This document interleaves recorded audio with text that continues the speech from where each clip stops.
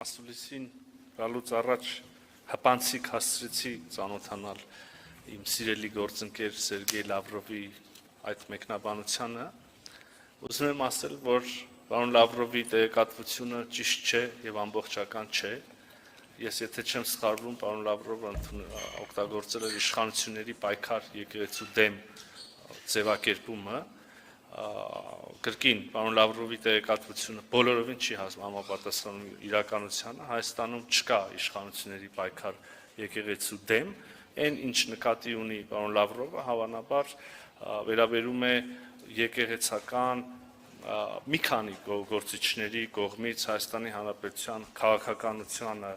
ուրեմն խառնվելու, քաղաքական գործընթացներին մասնակցելու եւ համաձայն արդեն մեր իրավապահ մարմինների ոչ ուրեմն իրավական ձևով այդ մասնակցություն ունենալու ցանկության, այն է, եթե ավելի ուղիղ ասենք, ապօրինի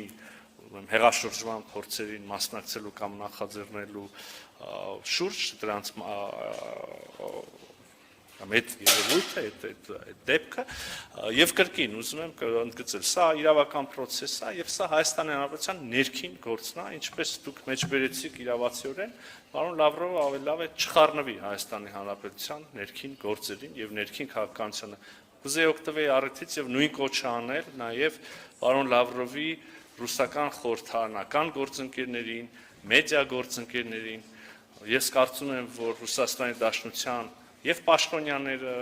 եւ խորհրդարանականները, եւ մեդիա փորձագետները պետք է մեծ հարգանքով վերաբերվեն Հայաստանի Հանրապետության ինքնիշխանությանը եւ այլևս երբեք իրենց թույլ չտան խառնվել մեր ներքին գործերին։ Շնորհակալ եմ։